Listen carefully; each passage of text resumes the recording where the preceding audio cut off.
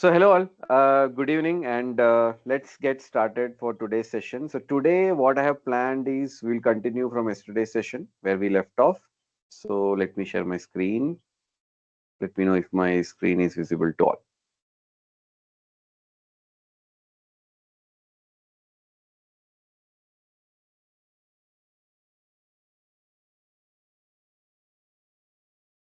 I hope my screen is visible to all, right? Yes, Fish. Yeah, and my voice is audible to all. No issues, right? No issue. Yeah. Okay, right. So today just to to give a quick recap, okay, of what we saw and closed yesterday. We had seen by the end of the session, we had seen what's a middleware, what's a load balancer, right? So anyone has any doubt in any of the topics that we saw yesterday, which you want me to quickly maybe revisit or run over it? Any topic? Anything? Okay, right. So I guess no queries, right? Like, okay. So let's move on. So today we will try to start with and understand what do we mean by a CDN. Okay. So how many of you have like you are aware what's a CDN? Anyone? Anyone aware what's a CDN?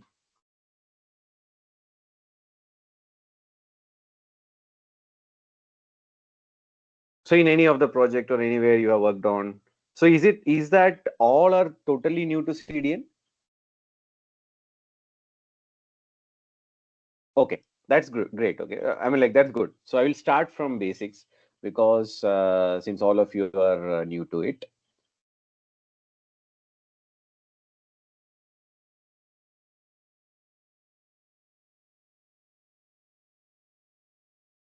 Okay, so the full form of CDN is simple. Basically, it is content delivery network. Okay, content delivery network. Now, before I explain what's a CDN, let's try to understand the basic code, like generally an application. If you have now, let's say I have an application. So in I have a set of files. Okay, code files of that application. Okay, so let me show you how it looks in the real life. Just a moment, let me stop sharing. I will show one website, okay, which is live. Let me log into that portal.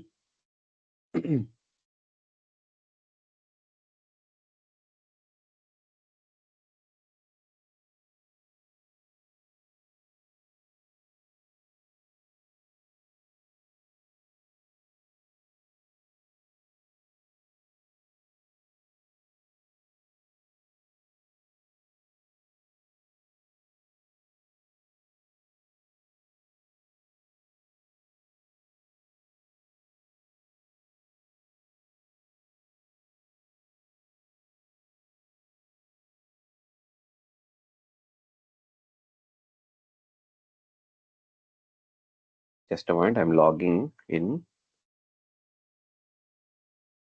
So today some practical things we will see, okay, like what is a DNS and all. Generally, people are not aware what really a DNS is. They just know the high level thing of it, but what really a DNS is, right? That sometimes it becomes totally, I mean, like people are not that much aware. Okay, so we'll try to understand those things.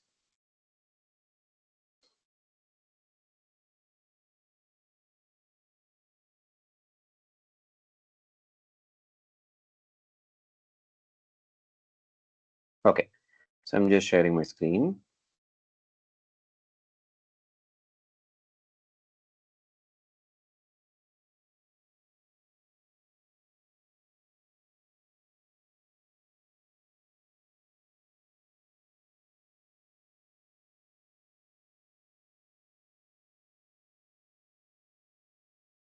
Just a moment, I'll log into Cloudflare also so that I can show you how the DNS is also set up.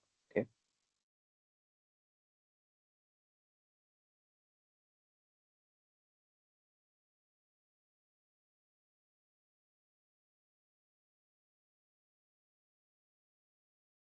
These are some of my personal projects. Okay, so that's why I'm able to show you. And these are from some real applications. I mean, I'm like which are running. Okay, online.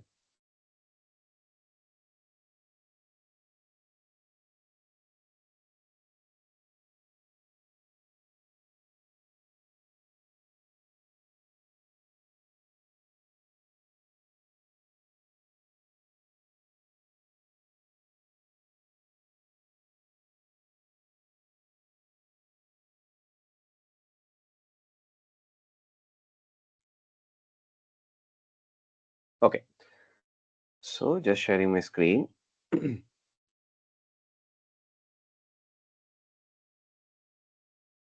Is my screen visible to all?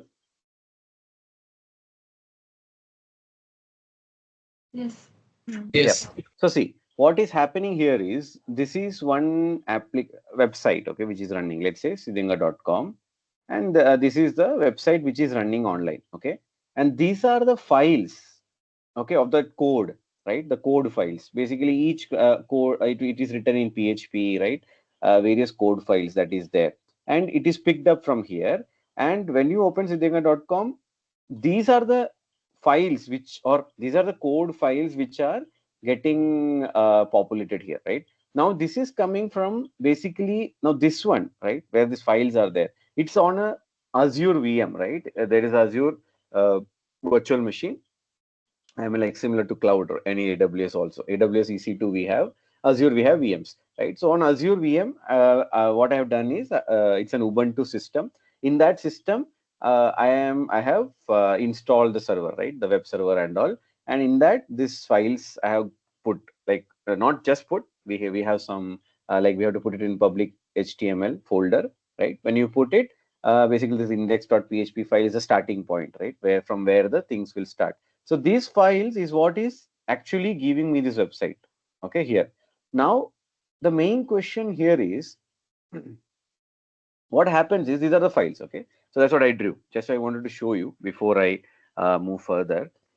Now, when I have these files, okay, in these files there are first of all code files which are like .php and all, and also there are some files which are like images, like .jpg or .css, .javascript.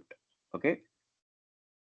Now, if you see here, this J and let's say .html also in case. Okay. So now, what is the difference between these four things and this first one? Anyone?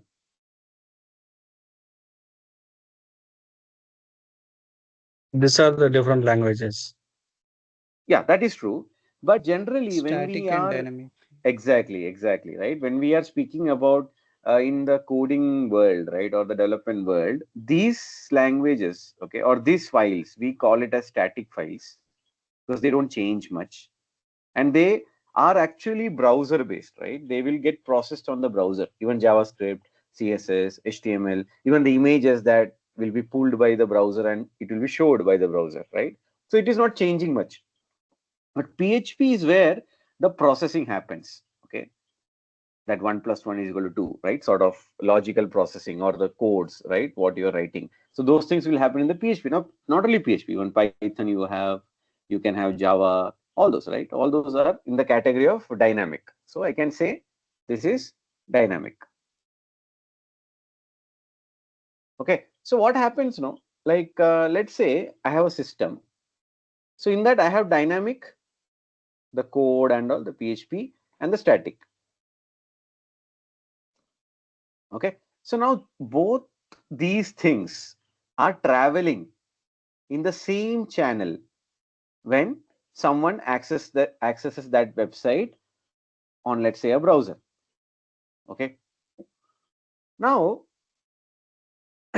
let's come to this dynamic and static. Okay.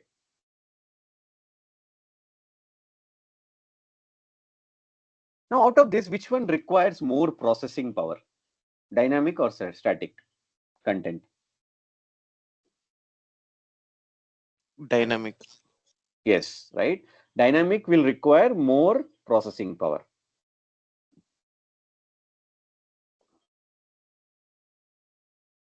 and I will just say even. So basically I want more CPU and RAM. Now in static content, what will be the requirement more? So see, static contents are heavy in size. So their disk speed and disk size should be high. So for static content, you don't need very heavy processing, but you need a lot of disk size, because if you want to store images or this JavaScript files, CSS files, you need storage, right? Hello, all of you getting my point? What I'm trying to say? Hello, Yes.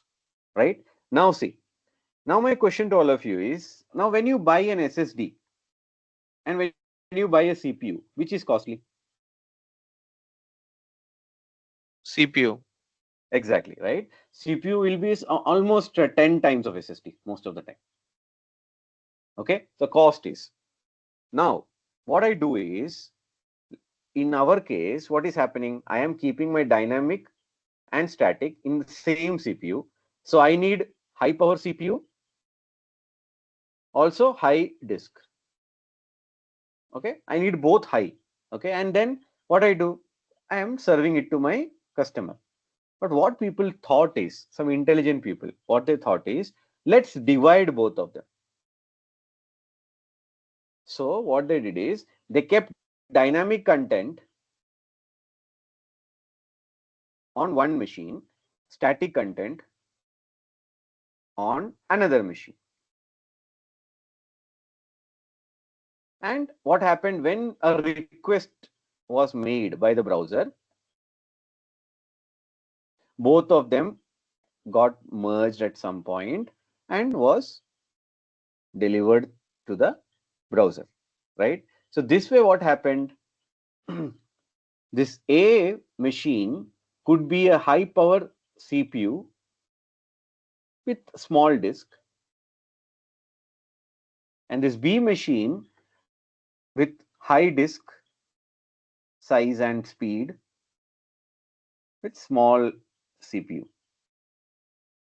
So this way I could optimize my cost also, because when I was running both, I needed, let's say, 10 times the power of CPU. Now I need just 2 times. Okay, so the cost came down, and only disk here I need to increase for this B, which also is okay. So overall cost is reduced, and also the performance also increased, because now since both of them are splitted properly. Okay, so let me explain you that.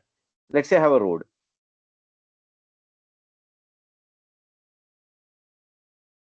So we have vehicle moving here. Okay, we have bike and car and truck.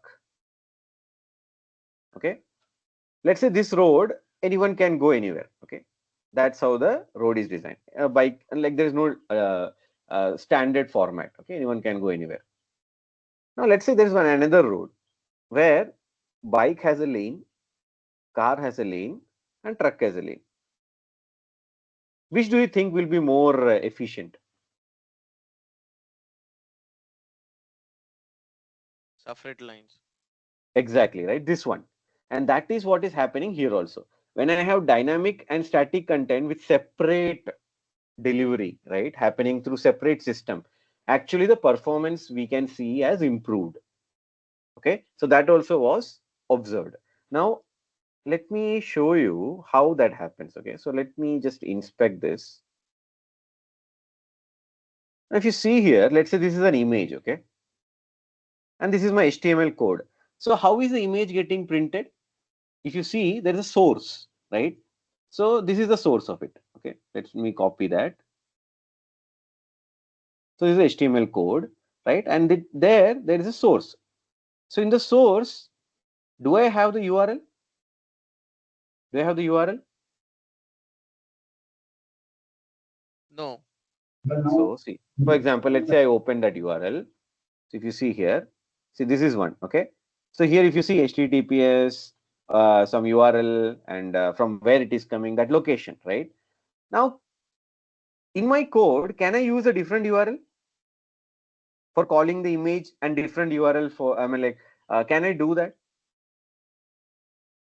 Anyone? Let's say I am accessing this image from siddhanga.com. Okay. Now let's say I am putting the image in some another location and I am accessing that image in my code.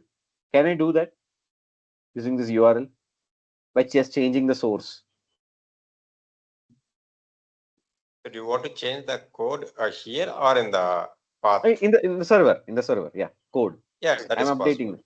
Yes, right. That's So yes. that is the beauty of dynamic and static content separation, right?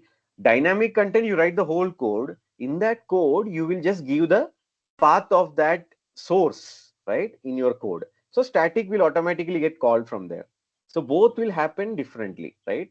So that is how the static and dynamic combination will work, right? From even it is on different machines. Because let's say if they are on different machines, the IP will be different. One machine will be one IP, the another will be another IP. Only thing is you need to call that image from that specific IP where that image is sitting.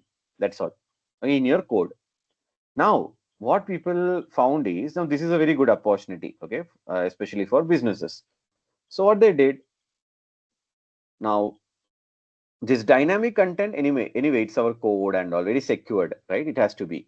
So let's keep it with ourself. The managing, okay.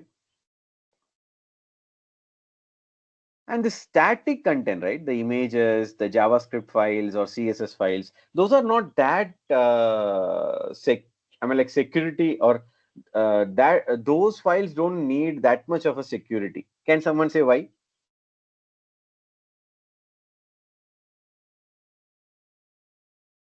Like, can I share my JavaScript file with anyone? Is it okay? Any Yes, guess? that will yes. Exactly, right? It's because anyways that those files are those files will be processed in your browser only. You can easily get that by just doing the inspect. Okay, let me show you that. Let me reload this. See all those files, right? See the CSS files, the JavaScript files, all those files you can get it from here. See all, the whole code. So nothing is hidden, right? Because these are all browser side processing. They are processed on the browser side, not server side. That's why we are calling it static also, right? So there's nothing like security required or very confidential and all. Okay, you can keep it on someone else's machine also. Not that much safety is not needed. So what they did, they outsourced it. So outsourced it means what they did is they said someone else to manage the static files so that they don't want this headache. And these people we call CDN. The people who manage our static resources, right? We keep all our images, CSS, JavaScript, and all on their system so that our performance improves. Okay. Now I will explain you how the performance improves also. But one thing is cost reduction, obviously, will happen. And the second thing is performance improvement that we will see. Now in CDN, there is a major provider called Akamai. Akamai is a major CDN provider. Okay. A company, okay, who provides CDN services to many organizations. So let me explain you quickly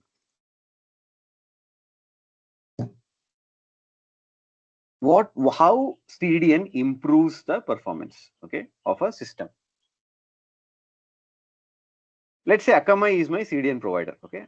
So this is my, let's say, user who is accessing my application. This is my server, okay, where my dynamic content is there.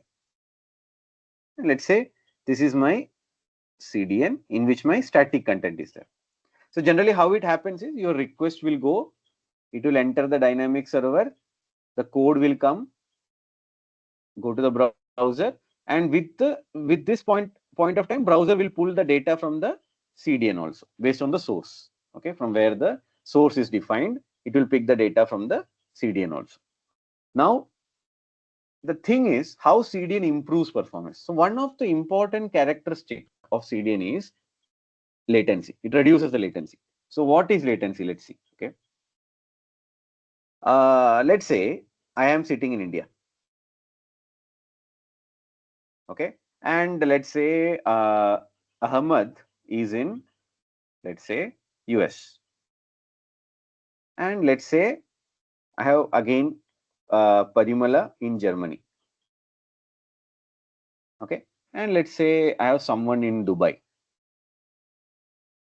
Okay, let's say uh, yeah, and yeah. So now what happens is, let's say I'm communicating with someone in Dubai. I'm communicating with someone in US. I'm communicating with someone in Germany. Now, yeah, this little bit of I think global map little bit is coming into picture. But anyways, what I feel is Dubai is closer, right, to India. If I'm correct, is Germany close or Dubai? I guess Dubai is close, right? Yes, yes. If I am correct, yeah. Okay, Yes. so Dubai is close. Okay, so let's say Dubai is 4 hours from India, and how much it takes to Germany from India, Parimala? 9 hours. Okay, so 9 hours, and US, anyone? 24, So I it's think. oh, is it though that high? Okay, so 24 Yeah. hours. Okay, yeah. So now let's say I am sending a parcel from India to Mumbai. Sorry, India to Dubai. It will reach in 4 hours. Let's say, okay, quick parcel. Similarly, 9 hours to Germany, 24 hours to US. Now, same way, do you think network also will have a delay, change in time? Anyone? So No. let's say I'm sending a WhatsApp message from India to Germany. I'm sending a WhatsApp message from India to Dubai. WhatsApp message from India to US. Will all the three reach in same time? I mean, like same time means let's say all take 1 second, 1 second, 1 second. Do you think like that? It is No. not exactly, but it will like a slightly difference. Exactly, right? And that slight difference is not due to network or anything, but due to distance. With distance, even network communication takes time. Though we feel it is very fast because it will be in millisecond differences, but that will be there. Okay, and when the load is very high, that millisecond will become sometimes seconds. Okay, that time the real problem comes. So let's say now I'm sending to Germany, it might take, let's say, 2.2 seconds. Okay, when I'm sending to Dubai, it might take 2 seconds. When I'm sending to US, it will take, let's say, some 3 seconds. So that difference you will see due to distance, the request when you are sending. Okay, so this extra seconds that is getting added, right, we generally call it as latency. Okay, latency means it is due to the network when the packets are traveling or the request is traveling in a network, right, due to the network distance or disturbance, whatever that extra time is getting added, right, that we call latency. There is jitter also. We will discuss that in detail, okay, when we go to that. But yeah, this is what the latency is due to distance. Now, what CDN will do, right? Let's say I am a business who is global. So I have customer globally, right? I have customer in US, I have customer in Dubai, I have customer in Germany. So what will happen if someone is accessing my website? Will the US guy see it very slow compared to Germany? Hello? Will they see it slow? Yeah. They will, right? They will see it slow because I am accessing my server from India, okay, from US. Similarly, Germany from India, Dubai from India, right? So my server is in India. Now, what I can do to make it faster? What I can do? Let's say I want to make it faster for US guys. What I can do? They need separate setup, server setup. Exactly. So what I will do is I will keep my server in US and I will deliver from US itself. I mean, like US to US. Similarly, Germany, I will set up a server. Dubai, I will set up a server, and I will just give the delivery from there itself. But with this, what will happen? What's the problem with this setup? It's good that customers are happy, but what is that? What's the trade-off? Cost. Cost, right? Cost will become multiple, right? Based on the countries, the number of servers. So cost will become like if it is 3 to 4 countries, right? It will become 4 times when you're keeping server everywhere. So now what happens? No, the CDN providers, right? The CDN providers, they what they do is they will create copies of your static files and they will put it all over the world. multiple places, okay, where they have this, we call it the server farms. Okay, wherever they have the server farms, they will keep all those static files in multiple places of the world as you choose. Okay, and they will deliver those static files from those locations. Now, generally my code file will be size 1 KB. Okay, but my image file might be 1 MB. So if there is latency, which one will get affected more? If there is network latency, Image. the image, right? But we are thankful to CDN, right? CDN is handling it. And what CDN is doing, it will keep it near to the customer. Like if it's from US, it will deliver it from US. If it is Germany, it will deliver it from Germany. But code will come from my standard India location, let's say server. Code will not go anywhere. Okay, it will come from an India location because it's a small code. It will not affect that much. The latency will not affect. The size of the code is very less, so it will get like accessed quickly, right? But the image size and all is very huge, so it will, due to latency, there will be a lot of delays. So CDN has this. This is how the CDN actually improves the performance. It will keep your static content in multiple locations globally, and it will deliver it faster. And it will deploy a lot of algorithms. Okay, not only this is one of the way. There are various algorithms it will use to deliver your like caching and all. Okay, it will use to deliver your images and those static files very fast to your browser, so that your browser can load the page quickly. So that's how the performance of the application improves with CDN. Okay. Now, my question to all of you is, when I'm testing my application, should I be testing with CDN or without CDN? When I'm running the load test, let's say the initial load test. Without CDN. Exactly, right? I have to run my load test without CDN first. And then, because without CDN, my SLA has to get achieved. Otherwise, with CDN, if I try to improve, I mean, like check my SLA, let's say my SLA is 5 seconds, okay? With CDN, I might get very good fancy numbers like 1 second, 2 second and all, okay? Because CDN will boost the speed, right? But that is not a performance test because that boost is happening due to CDN, not due to my code optimization, right? So when I am doing a load test, I have to do without CDN only. And I need to achieve the SLA. Right? So with CDN, what will happen is it will further improve the performance. That's good. Getting my point, all of you, what I'm trying to say. So when you're running a load test, you have to do it without the CDN. Now the question comes, how will you run a test without CDN? Is that question coming into your mind? Yeah, Vishnu. Yes, right. So let's say my architecture is like this. Okay. Again, my user is here. He's accessing the application. First CDN will come. And then let's say I have the middleware. Then let's say I have the load balancer. Then let's say I have the backend fully. Okay. So when I'm testing, what I said, we will be testing without CDN. So we have to start testing from here. Okay, when I'm running the load test. But how will I do that? Because my browser is here, I'm hitting from here, right? So surely it will pass through CDN and come through CDN. So how will I do this? So that is why what happens now, when you have an application, you have various endpoints. Okay, they configure. So this, let's say I am opening Amazon.com. Okay, when I'm opening Amazon.com, it will pass through CDN and everything will come out from CDN. But what happens now?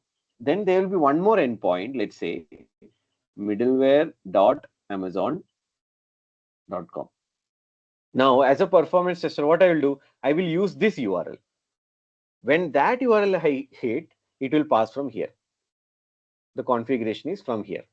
Now, similarly, if I want to hit from here, there can be one more endpoint, lb.amazon.com. So now what is happening?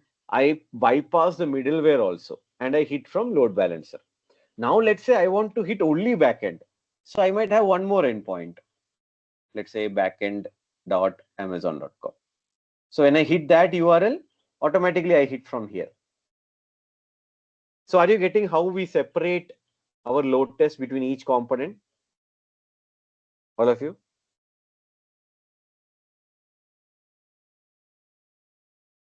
Hello? Right? Yeah, So, getting. But one question is, but how do I confirm that, each layer we have a separate URL? So who's going to provide that information? developers, surely. The functional testers and the developers will provide you. Now see, it is not compulsory that you should have a DNS configured. Okay, it might be an IP also. Okay, this when you get Amazon.com, that's a DNS. Okay, so like let's say 2.1.1 is an IP you get. You might get that also, that way also. Okay, but ultimately there will be endpoints. Now, why do they keep these endpoints? Anyone? Like, what is the necessity of doing this? If We are developers targeting that. can, Because see, when you're creating an application also, you don't create all together, right? You will create one by one only. Then you integrate all together. So for integration and that creation of individual components, you generally should have different endpoints. You cannot do that unless you don't have different endpoints to work parallelly on all these components when the development is happening. Now, as a tester also, it is very beneficial. Can someone say why?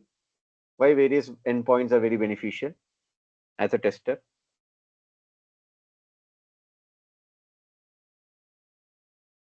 It's a You get separate the entity. component level response times Correct. and metrics. Exactly, right? Let's say my overall response time I'm getting as 10 seconds. Now, the culprit can be anything. Backend is taking 5 seconds. Load balancer is taking 2 seconds. Middleware is taking 1 second. And let's say CDN is taking 2 seconds. So total 10 seconds. Now, this sort of differentiation I will get only if I have separate endpoints. If I don't have that, then even AppDynamics cannot show separate time. Even I cannot find out through my load test, right? How much I can only have this 10 second. But with that 10 second, I cannot say anything. What I need to optimize. So now by seeing this, I know, okay, backend is taking 5 seconds. I can optimize and make it 3 seconds. Load balancer is taking 2 seconds. I can optimize and make it 1 second. Middleware is taking 1 second. I can make it 500 milliseconds. CDN, okay, maybe it's not in our control. We can just raise some ticket or something to find out if it can be optimized further. So overall, I can reduce the time with individual components tuning, right? What is required. Are you getting my point? Why the separate endpoints are important for the testing also? Okay. So whatever I took till now, okay, how many of you are clear? Just raise your hands. I can see Parimala. I can, yeah, 2. I need at least, so there are 28 people here. Okay. At least I need 20 hands. Okay. Sorry, come again. Yeah. So who all are clear? Okay. Just raise your hands. Whatever I took till now. Because that feels really good. Okay. When I get a good number of raise, because yeah, I really get that validation. Okay. You really understood things. Actually, I have a question. Sure. I will come to that. Yeah. Give me a minute. Okay, great. So many of you are clear. Now, my question to all of you is, now if someone asks you, what is a CDN? Would you be able to answer? Just answer it in your mind. Okay, let's say I'm asking you, okay, asking you a basic question. So can someone explain me how a CDN improves the performance of an application?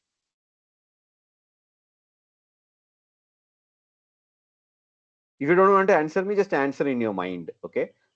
I'm just asking you this interview question, let's say. How CDN improves performance of an application? Just try to explain me in your own words. And anyone, So someone can answer also. Yeah. yeah, Nat. it will help us like, to give the static data. It's kind of a static data, Mm-hmm. and it will act as a duplicate server. It's not a duplicate, it's a kind of other server. Correct. Yes. Not a duplicate. Exactly. Because if you say duplicate, then your code also, like it's as if you are keeping your duplicate server in multiple locations, right? It's again both dynamic and static. So, but here that separation is there, separate. Okay. Hmm. Yeah. What else? So one is that's fine. So what are the, like, how does it reduce or improve the performance? So first is obviously it reduces the latency. So how it reduces the latency? By bringing it closer to your Nearest audience. server. Yes, bringing it closer to your audience, right?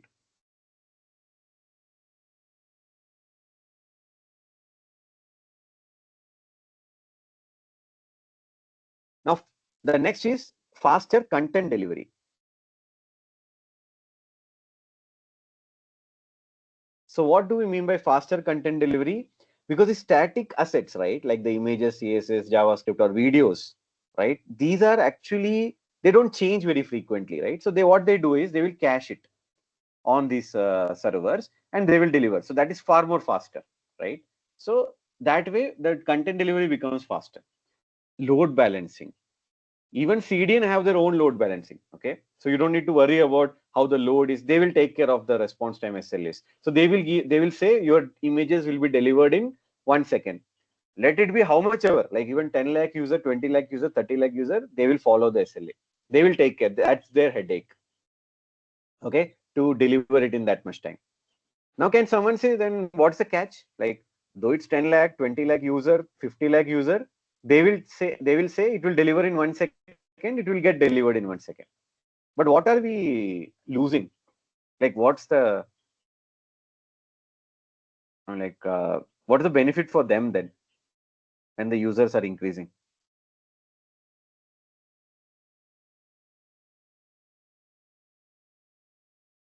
Because we pay them, right? The number of requests which we make, we pay for that. For every 100 requests, $1. That's how the CDNs are charged. For example, every 100 requests, 1,000 requests. So more the number of requests, more dollar they will charge you. But time they will try to maintain in that 1 second. It will get delivered. It will never go above that. They will give an SLA that your content will be delivered in 1 second with this criteria, obviously. Like if the image size is below 1 MB or some criteria they will give. Okay, so that way load balancing also they will take care. Again, availability, reliability is very good, right? Because they will take care of their servers and all. We don't need to worry about that. The reliability and availability is very good. And fifth is scalability. You don't need to worry like whether you're 20 lakh user, 10 lakh user, whatever, they will take care of the scalability. Okay. How well your system is able to scale. Even security also, they will take care, okay, of those images and all. So this way, CDN optimizes both speed and stability, making your application fast, reliable, secure, right, across different locations. So that's the beauty of CDN. So is CDN a very, I mean, like a useful component or not? All of you, what do you think? Yes. Exactly, right? So many good things. And for a performance improvement, is it a gold mine or not? Yes. Definitely yes. Definitely, right? So if you have a very heavy application, especially, okay, let's assume, okay, with blindly, can now someone say whether Netflix will be using CDN or not? Yes. They will be, surely, okay? Netflix, Prime, or even Facebook, because there are a lot of images and videos, right?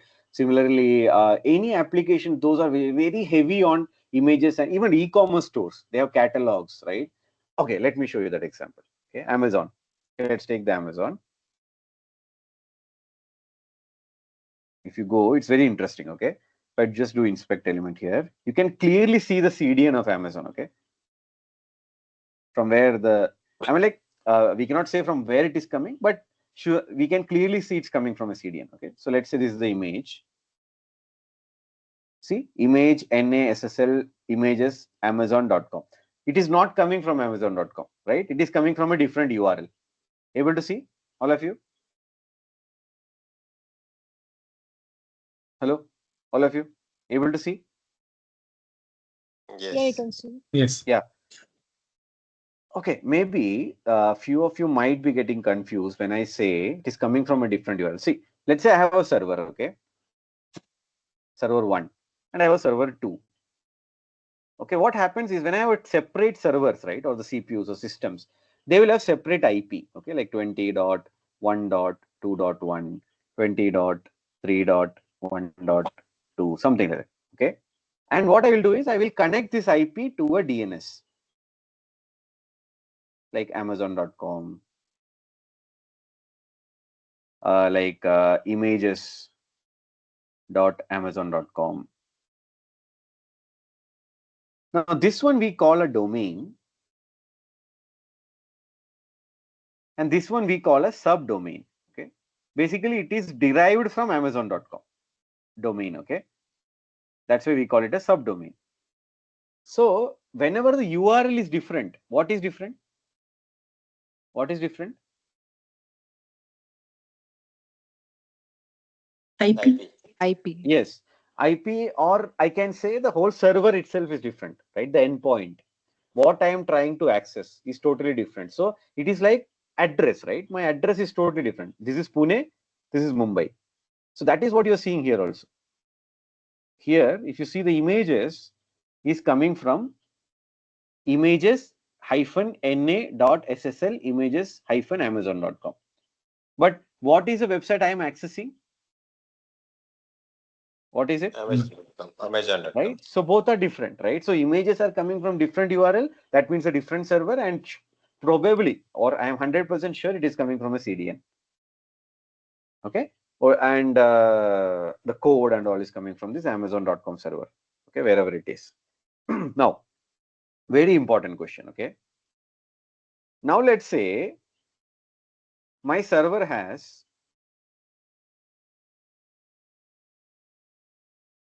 CPU 1, CPU 2, CPU 3, all connected to the disk where my files are stored and all. Okay, and let's say there is a load balancer. Okay, let's say someone is opening Amazon.com again. Okay, here from here.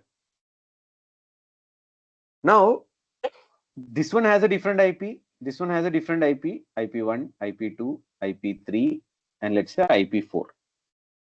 Now, my question is, this Amazon.com, I will connect to which IP?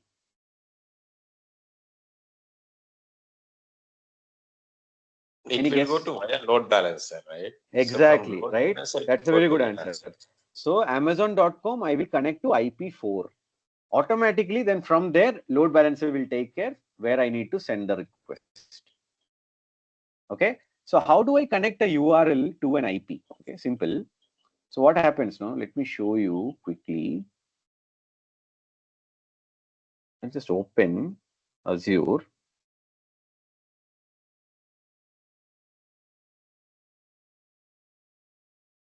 Okay, if I go to, let's say, a virtual machine.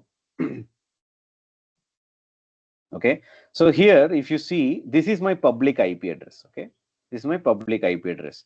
And this public IP address, I am connecting to a DNS in my DNS records. This is my Cloudflare account where I have this A record. Okay, and A record will point to that IP and I will give the name.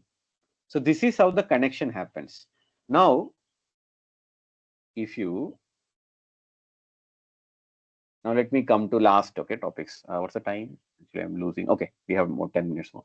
Okay, so let's say I'm let's say Amazon.com is there. Can anyone connect any IP to Amazon.com? Can anyone do that? Can anyone do that? Means I'm not getting the question, sir. So Exactly. let's say I have Amazon.com. Can anyone connect any IP to Amazon.com? I don't think so, sir. We cannot, right? Because if anyone can connect any IP to Amazon.com, then someone later, if someone opens Amazon.com, he will see your files, not Amazon's files, Hmm. right? So no, because only the owner of Amazon.com can connect that IP, okay, to that domain. Okay. Now, how do I get the ownership of a domain? Let's say I want to buy something like Vishnu.com. To whom should I go? DNS provider. Yes, exactly. We have to go to domain registrars. Okay. It's a global repository because once I buy Vishnu.com, globally no one else can buy it. Is that correct? Yes. So it is like a global repository that people maintain. And some registrars are there who are authorized to do that. So I buy this Vishnu.com from them. So some of them are GoDaddy, you would have heard, right? GoDaddy, Cloudflare, then there are a lot, okay, a lot more. So I buy from GoDaddy Vishnu.com for let's say 1,000 rupees a year. Okay. So every year I have to pay them for that maintaining it, right? That ownership. They have to maintain that register and all. And they give us some an interface to connect my IP also, right? I cannot connect my IP in Azure, right? If you see here, I am not connecting my IP in Azure. Azure is where my machine is sitting, the instance. It will give me only the IP. But that IP I have to connect in my registrar page to my domain, right? So that's how things happen. Now, Vishnu.com is 1,000 rupees per year. Okay. How much will be Amazon.com? Any guess? Will it be 1,000 rupees a year? No, it will be more. So think about, let's say I become the owner of Amazon.com. Can I say I am actually the owner of all the users of Amazon then? Because whoever will open Amazon.com, I can show them anything what I like if I become the owner. Are you getting the importance of a domain? How important it is to protect a domain, right? If someone hacks into my system and takes the ownership of this domain, let's say I put some advertisement on Amazon.com. I'm like, if I want to put it, just I'll put it into my server. I will create a small code and I will just connect Amazon.com to that IP. The whole world, the millions of users will see my ad when they go to Amazon.com. So are you getting how important it is to protect this domain? Yes. Right? Now, can someone guess what will be the value of Amazon.com?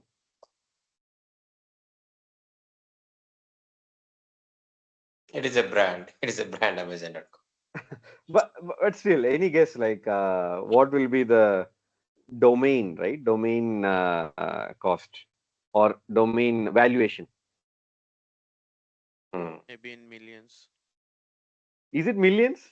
Think because see now Amazon value is 2 trillion. Okay. Now if someone loses Amazon.com, what will happen? Billions. So surely they will lose almost like I can say even a percentage. If they lose also it is in billions, right? For example, Tesla.com currently the market estimate is around $15 million. Okay. Similarly, so if Tesla is $15 million, that Tesla.com, right? Amazon.com is like in surely it will be $100 million minimum. Okay, so $100 million, right?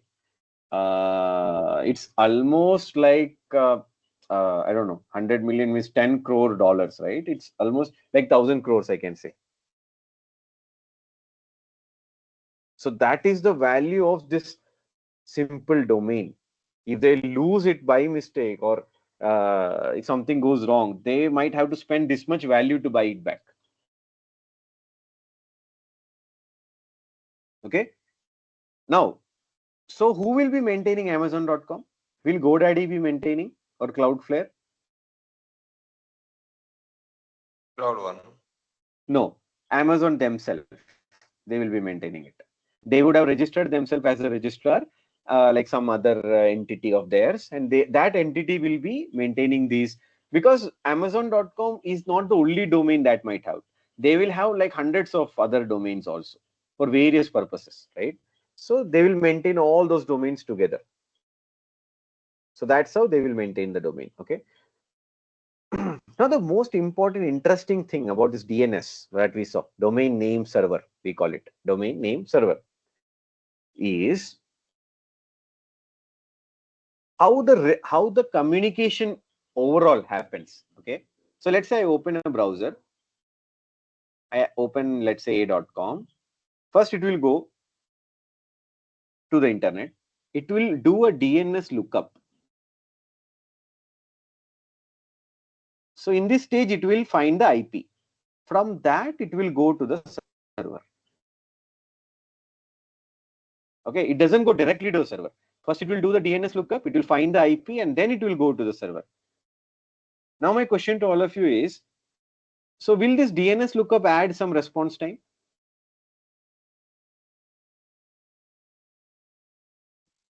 Will it add some response time? Yes. Yes, it will. Okay, that is why if you just go and see here, if you go to network, in the response, the timings, you can see one request sent waiting for server response, right? So somewhere in this request sent, right, duration, you will see that DNS lookup, how much time it took, right? More the DNS lookup, more this time will be, okay? This first layer, it will take more time. You can see better distribution in another tools that I will show you. But here, this request sent, right? There the DNS lookup time is also there. So more farther or more complicated if you're and this DNS lookup is also dependent on your provider, right? If it is GoDaddy or Cloudflare, how their servers are. Okay, if it is very fast, DNS lookup becomes very fast. Okay, so their server also matters there. So, but bigger organizations, they will have their own servers and managing it, right? So they will keep it fast. Okay. Yeah. Anyways, so I'm not going too much deep today. Now further, it's almost time. So tomorrow we will start with the further concepts like how the requests, like what's the request structure, APIs, and all. Okay. We will see that tomorrow. I'll take up some questions now. We saw a lot of things. So yeah, let's take up some questions. I wanted to ask how is the static content hosted during bypass Gokula, your voice is little low. maybe I'll Can type you it out come in closer chat. to the mic? Yeah. Is this better? Yeah, better. I can hear. Yeah, please go ahead. Yes. So where do you host or how do you configure the static content for performance testing? No, you as a performance tester, you don't need to configure anything, right? Already your application is configured. What you are interested is only in the URL and the domain, the request. Yeah. No, I meant that when you are bypassing the content server, Yeah. like Akamai servers, so forth, Yeah. Then where is, I mean, where will those static content then be set up for the performance testing? We don't need, I mean, I know that's the beauty, right? If you have a CDN, you don't need to test it, right? no, I guess what I'm trying to say is that when you're doing performance testing, yeah, I know that it's not that you have to configure it as a tester, but yeah, where do the development or so the yeah, system that's what we will see next, right? This embedded resources, you will not worry at all when you're doing a performance test. Only in the UI testing you will worry about, and that's not a performance test. It's not a load test, right? So that we will see. Okay, when we run a test in JMeter, we never worry about the images or the static file. We never download it at all. in JMeter. Yes. Okay. All right. Okay. Yeah. But I guess in general, for the other types of performance testing with rational or LoadRunner, then Mm-hmm. that still goes through the content server then? No, it's your choice, right? If you want to hit through the, like, if let's say you want to, I mean, like, let's say you don't have an endpoint, or let's say you want to test it directly like a web service, right? From a browser, right? Like when someone is hitting, how they will observe it. If you want to do that, yes, you do directly through CDN, Okay. All right. right? Thank you. Yeah, it's all on the requirement, right? Ultimately, yeah. Yeah. Please go ahead, Shreyasi. Sir, when we are outsourcing that CDN, Mm-hmm. so at that time we are not doing the UI testing, performance testing. No, no, no. Performance testing we will do. Why No, shouldn't we? UI Yeah. performance testing. Correct. UI we won't do because generally it would be optimized. Yeah, only thing is we will do that single user UI testing. That is, for example, to check if all your images are getting downloaded in the provided limits, right? For Hmm. example, see sometimes some images might be there. The according to the requirement, it will be 500 KB or 200 KB, but by mistake it might be 1 MB, right? Okay. So in those Yeah. cases, what will happen? Your response time will little increase due to the load, right? So that they Hmm. have to flag and say to reduce it, right? So So such testing will it will happen. be, it will be like during our load testing, we will No, no, be, no. That will be UI testing, separate. So as a means, performance tester, generally you will not worry much about UI testing. okay. Only if there is a specific, I mean, like ask, then only you will do the UI testing as a performance tester. Mhm. Yeah, And also this DNS lookup response time, what you have said, that yeah. also we have to capture. It will get captured. You don't need to capture. I mean, it will Okay. come in your response time total. In total. Yeah, correct. Okay. Okay. Yeah, Thank you. sure. Thank you. Manikant, please go ahead. Yeah, as it's the second class to me, I just referring your previous classes. You Yeah. are talking about the throughput and the response time and the TPH. I just confused among these terms. What's the difference between the TPH throughput and the response times? How we calculate? Yeah. So basically, we haven't reached there yet. Okay. When we reach there, we will go in detail. But for now, response time is a time basically that because again, if I say request, then request also we have not covered yet, right? Might be a new to all. So we will see that. Okay. What's the response time, throughput, and all? We have not reached there at this point of time. Okay. Yeah. But we will see in very detail all this. Okay. So no need to worry.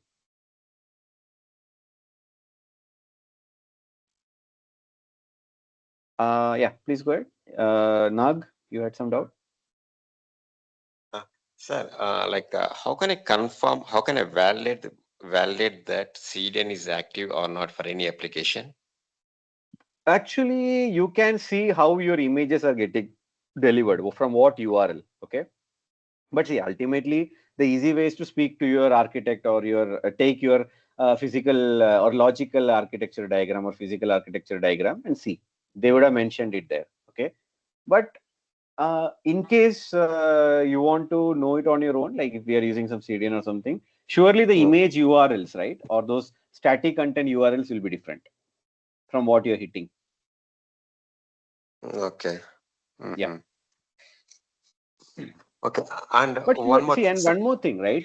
As a Mm, performance tester, now why do I need to know what's a CDN, what's a load balancer, what's a middleware?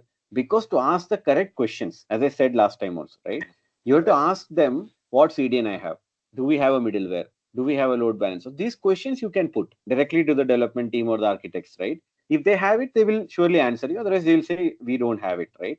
So that way you will know the architecture, and when you're testing also, you will know you will be knowing how or what components are causing the issues, right? So ultimately, that is where your expertise will be needed, not in configuring these things. So don't worry about that, right? You won't be connecting a DNS or you won't be connecting an IP and all. All those will be there already in your application. But you need to know all these things to debug, right? Where the issue will be. So Okay. yeah, that's the thing. Yeah.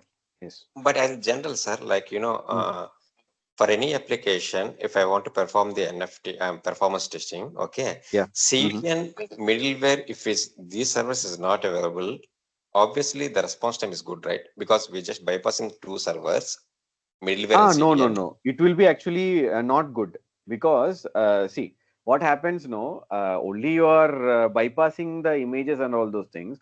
Latency is not that much of a big factor. Okay, it's like 1 or 2% of your whole response time. But actually, the response time improvement you have to do on the code processing, right? Which will happen in the backend. Got it, Okay, sir. yeah. So the backend, when you test only that real performance test you Real. do and optimize. Okay. Got it. Yeah. Yes. Yes. Yeah. Let's go to Shubh. Shubh, please go ahead. Yeah, actually, I want to know, CDN is like a mandatory, it's a by default No, comes with the no, server. it's not a mandatory component because you have to spend money also for that, right? It's not that it's free. So CDN is optional, but CDN will improve your performance a lot. Actually, it's a caching like technique for the front end. Not caching. Caching is there in your server also. In server also you Okay, can cache. Okay, but like caching is first there in request. CDN. Okay, Yeah, please go. Yeah, you can ask all questions. Yeah, ask. first request like comes to in my server, and the Hmm. second request comes to my server. Both response time will be the same No, or different because because of first the one, CDN. yeah, correct.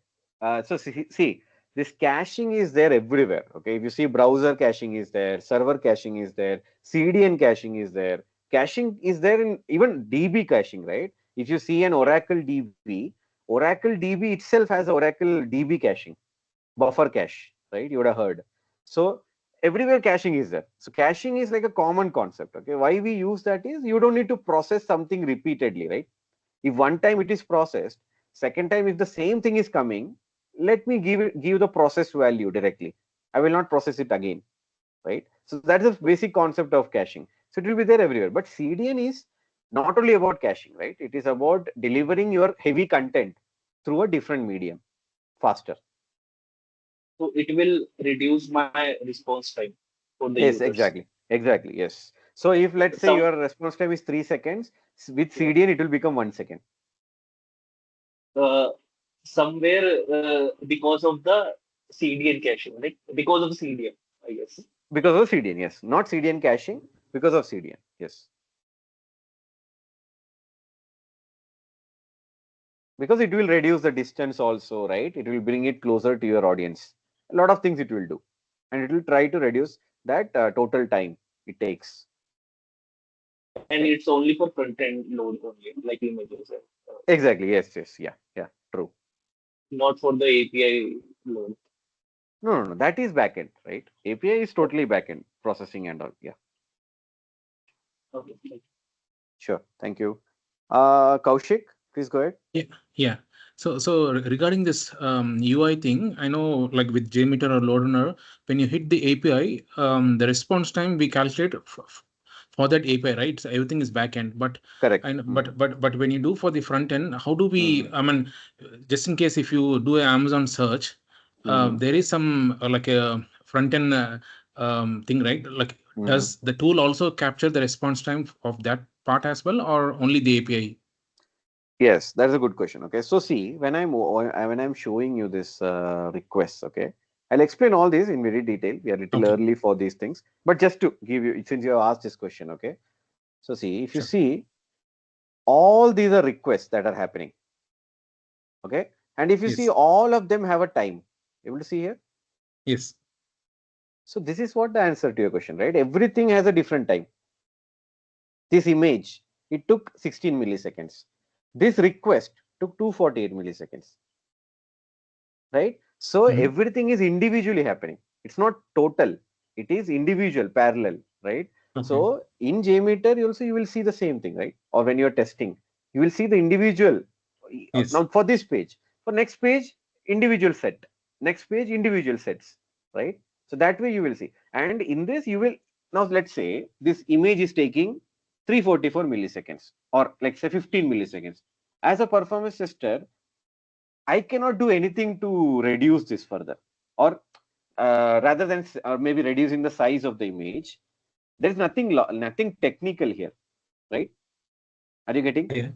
Yeah. Right? Yes. But here we have, because this one is a processing that is happening. It's a request, a post request.